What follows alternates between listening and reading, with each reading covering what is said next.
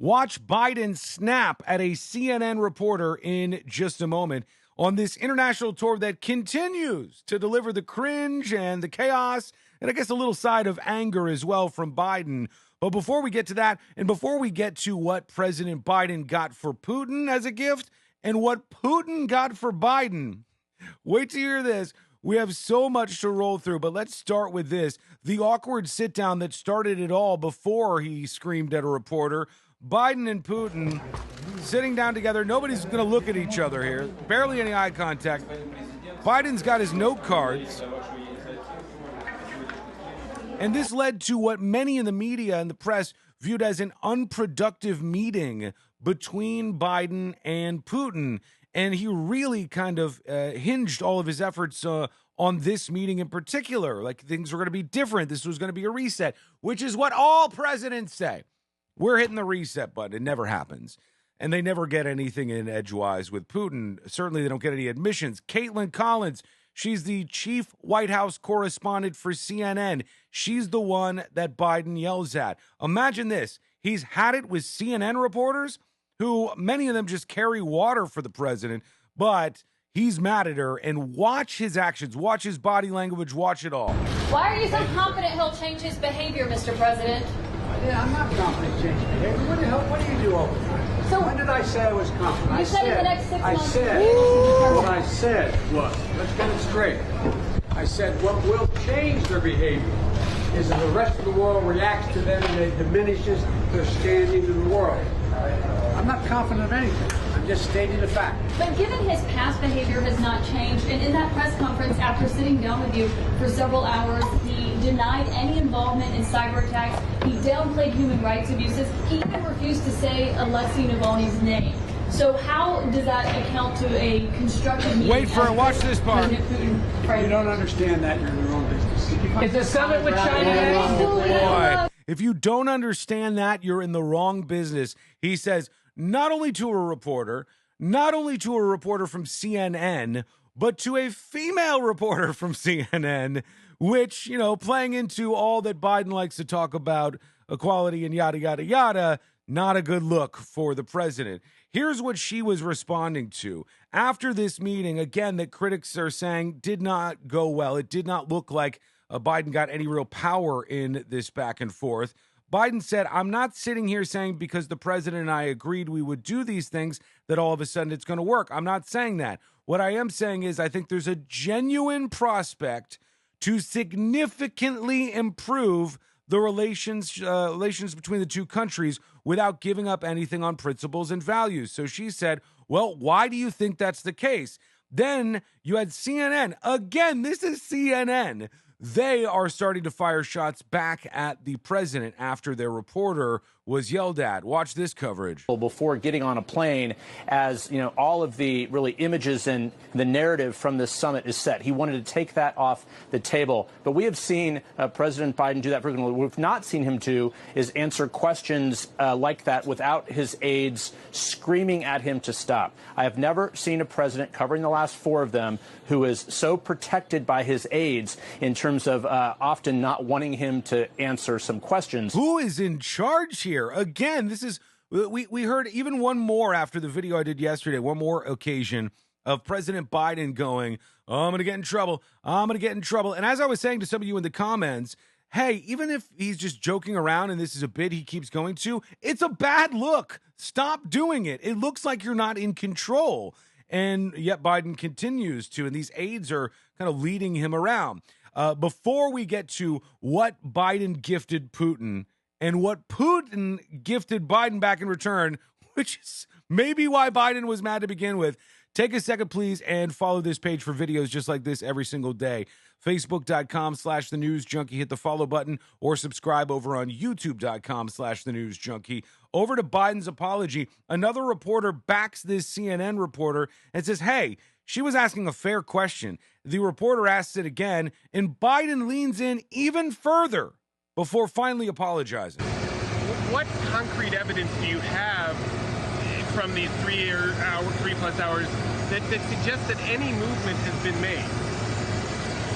And I don't mean that. No. I know, but you're all.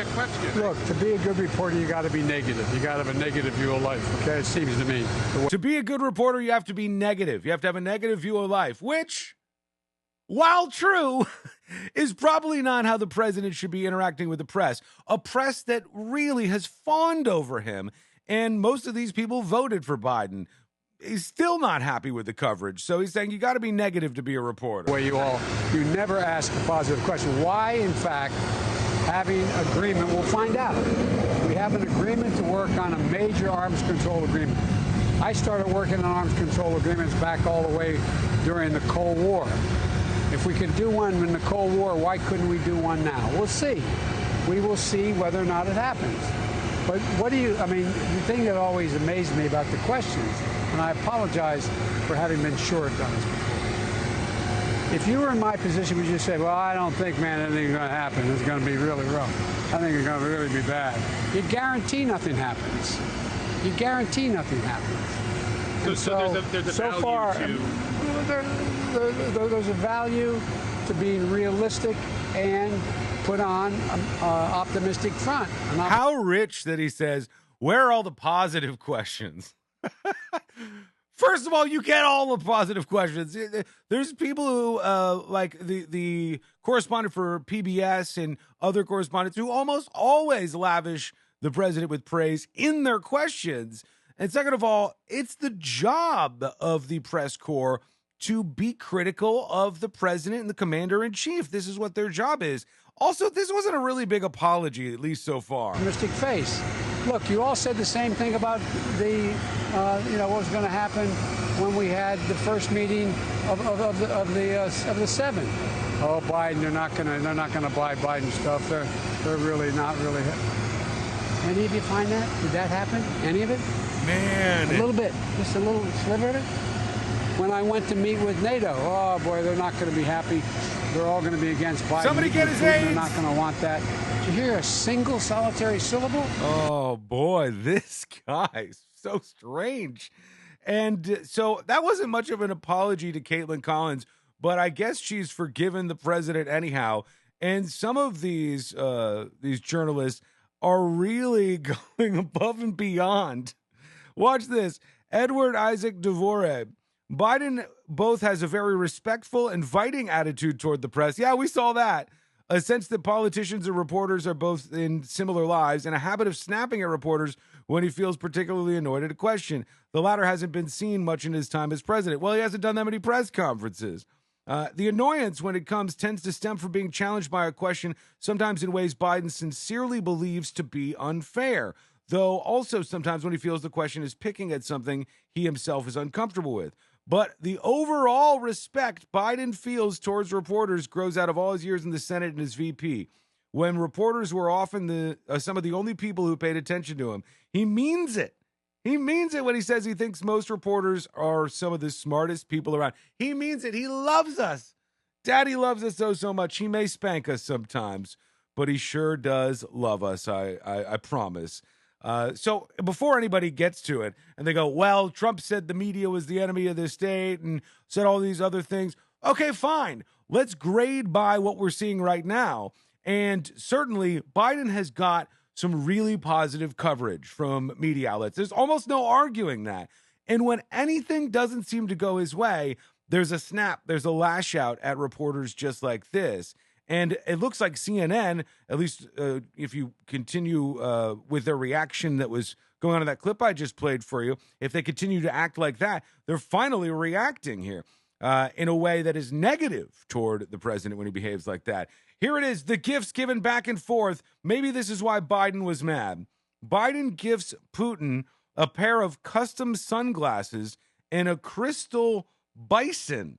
The White House confirmed that Biden gave the Russian president sunglasses designed for fighter pilots by Randolph USA as a diplomatic gesture. These are the aviators that Biden wears. You see him right here in this photograph. He gave a pair of those to Putin so he could look like Biden or whatever.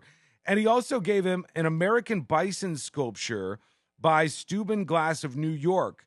And there were, I think, $14,000. It was expensive overall, thousands and thousands of dollars suffice to say, for this pair of glasses that were special aviator glasses and this bison sculpture done by Steuben Glass. And what did Putin get Biden? Biden received a stationary set.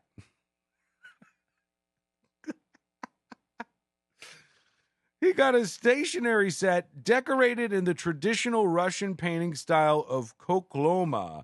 And this is what that looks like here for those of you who are wondering. So he got a stationary set for thousands and thousands of dollars worth of art and aviator sunglasses.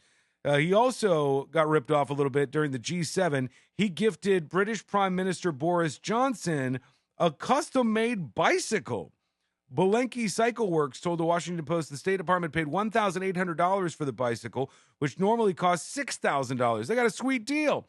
Johnson gifted Biden with a photograph of a mural of Frederick Douglass taken by Melissa Heighton. And, you know, to be honest, the photo is kind of cool, but he got a picture for a bike, and he got stationery for the aviators and the glass sculpture that he gave. Maybe some of that led to the anger that we saw against Katie Collins and the aggression that we saw as Biden approached her. What do you think? Does this qualify as snapped? Do you think this is unfair treatment of President Biden? Should he not have been asked this question? Was the reporter out of line? Or do you think that Biden's just too sensitive about this stuff? Also, what do you think about this whole thing he keeps doing where Biden goes, I'm going to get in trouble, with CNN finally pointing out that his aides lead him around on a leash, essentially? It's really strange to me, but what are your thoughts? And anything else you picked up on in today's video? I'll be checking out your comments like I always am. If you enjoyed this video, please hit the share button. That spreads it out there and gets the content to more people. If you want videos like this every day, as I said earlier, follow the page, facebook.com/thenewsjunkie. Hit that follow button. Subscribe over on YouTube. I appreciate you watching this video as always, and we'll talk to you again real soon.